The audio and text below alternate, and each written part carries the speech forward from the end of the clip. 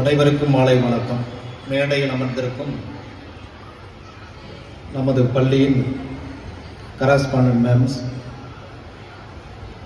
Principal ma'am, ஆசிரிய பெருமக்கள், மாணவ மாணவிய செல்வங்கள், பெற்றோர்கள், உங்கள் அனைவருக்கும் முதற்கண் நன்றி இழந்த வணக்கத்தை தெரிவித்துக் கொள்கிறேன்.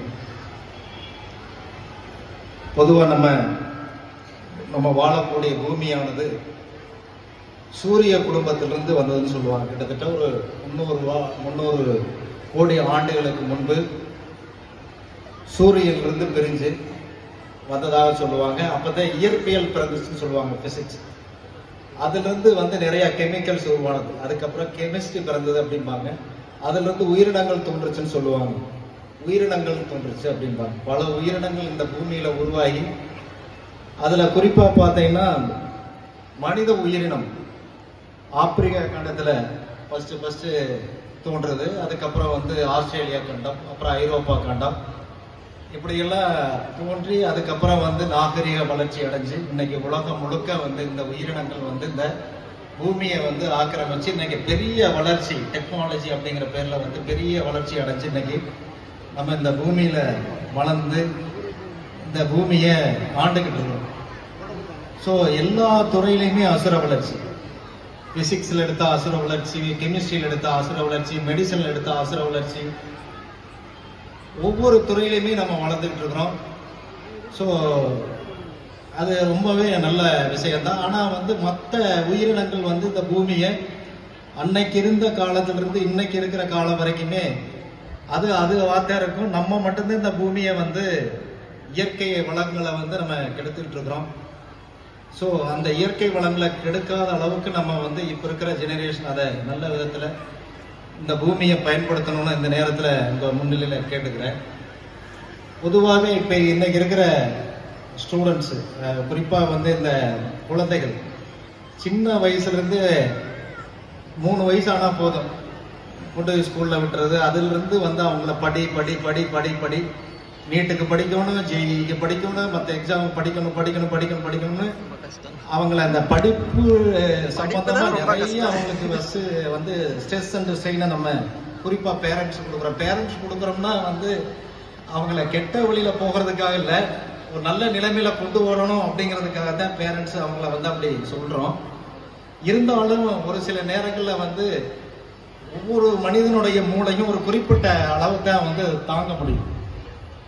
ஸோ அப்படி தாங்க முடியாத நிலையில நம்ம அவங்களுக்கு அந்த ஒரு சுமையை கொடுக்கும் போது அந்த சுமை தாங்காம அவங்க வேறு வழிகளை தேடி போயிடுறாங்க.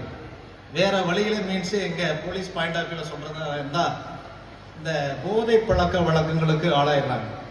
குறிப்பா இந்த ஸ்கூல் பருவத்திலேயே அந்த பழக்கத்துக்கு ஆளாயிடுறாங்க. ஸோ அந்த மாதிரி ஒரு பழக்க வழக்கத்துக்கு ஆளாகாம போயிடணும் அப்படிங்கிறத இந்த நேரத்தில் உங்ககிட்ட நான் கேட்டுக்கிறேன்.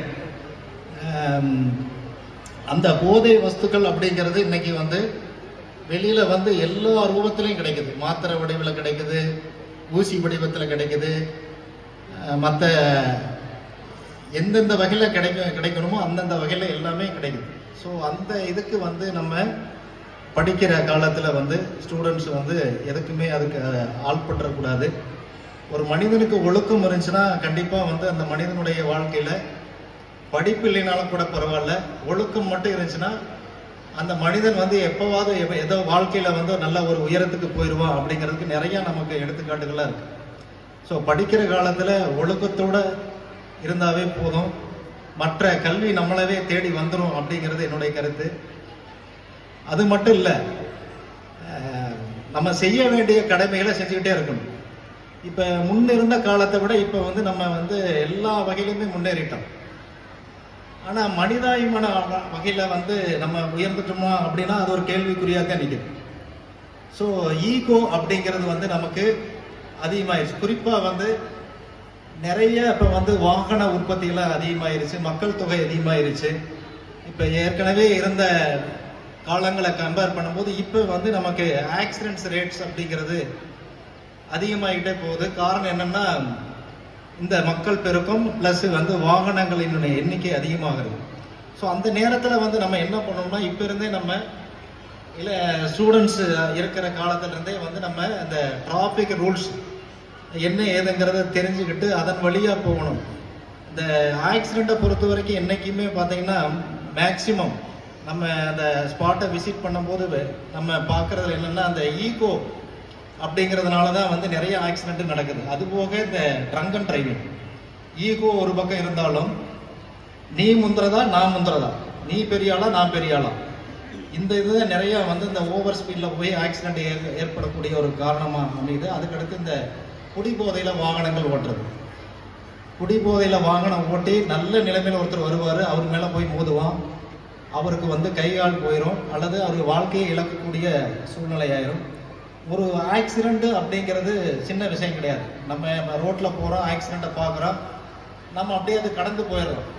ஆனால் அதில் வந்து பாதிக்கப்பட்டவங்க குடும்பத்தை போய் பார்க்கும்போது தான் அது எல்லா விதத்திலையுமே அவங்க வந்து அந்த குடும்பத்தை வந்து எக்கனாமிக்கலாக சரி, அந்த குடும்பத்தில் இருக்கிற குழந்தைகளுடைய மனநிலையும் சரி, எல்லா விதத்திலையுமே பாதிக்கப்படுவாங்க.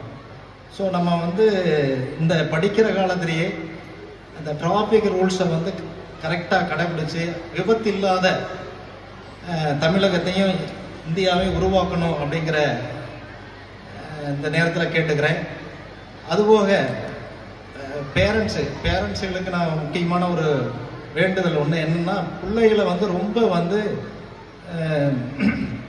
ஸ்ட்ரெஸ்ஸுக்கு ஆளாக்காதீங்க, ஸ்ட்ரெயினுக்கு ஆக்காதீங்க. அவங்களுக்கு என்ன திறமை இருக்குதோ, அவங்களுக்கு எவ்வளவு கெப்பாசிட்டி இருக்குதோ அதுக்கு தகுந்த மாதிரி அவங்களுக்கு வந்து சுமையை கொடுத்து அதுக்கு தகுந்த மாதிரி அவங்கள சுமக்கிற மாதிரி பார்த்துங்க. அதிக லோடை கொடுத்து அவங்க வந்து ஏதாவது ஒரு தவறான ஒரு நிலைக்கு போகிற மாதிரி ஆளாக்கிடக்கூடாது.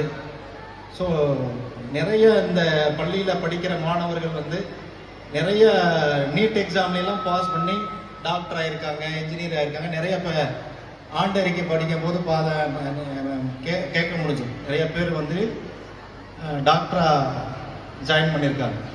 ஸோ இந்த நீட் எக்ஸாம் அப்படிங்கிறது இன்னைக்கு மெடிக்கல் காலேஜில் சேர்றதுக்கு ஒரு என்ட்ரன்ஸ் டெஸ்ட்டாக இருக்குது. அதை வந்து ஆரம்ப காலகட்டத்தில் நம்ம கஷ்டமாக ஃபீல் பண்ணால் அப்போ இப்போ இருக்கிற ஸ்டூடெண்ட்ஸு அதை பிக்கப் பண்ணிட்டாங்க. நிறையா வந்து நம்ம தமிழ்நாட்டில் பாஸ் பண்ணி அதில் அட்மிஷனில் போய் ஜாயின் பண்ணிகிட்டு இருக்காங்க, டாக்டராக வந்துட்டு இருக்காங்க. ஸோ அந்த மாதிரியே வந்து நிறையா அந்த ஸ்கூலில் உருவாகிருக்கிறீங்க அப்படிங்கிறது நினைக்கும் போது ரொம்ப சந்தோஷமாக இருக்குது. மேலும் இன்னும் காவல்துறையின் சார்பாக உங்கள்கிட்டலாம் கேட்டுக்கிறது என்னென்னா, ஒழுக்கமாக இருங்க, பிள்ளைகளை வந்து நல்ல ஒழுக்கமான வழியில் கொண்டு போங்க அப்படிங்கிறத இந்த நேரத்தில் கேட்டுக்கிட்டு வாய்ப்பளித்த இந்த பள்ளி நிர்வாகத்துக்கு நன்றி கூறி, நீங்கள்லாம் ஆவலோடு எதிர்பார்க்கக்கூடிய சீஃப் கெஸ்ட் உங்கள்கிட்ட உரையாடுறதுக்கு வழிவிட்டு இந்த ஒரு நல்லதாக ஒரு வாய்ப்பை கொடுத்த உங்கள் அனைவருக்கும் இந்த நேரத்திலேயே நன்றி கூறி விடைபெறுகிறேன். நன்றி, வணக்கம்.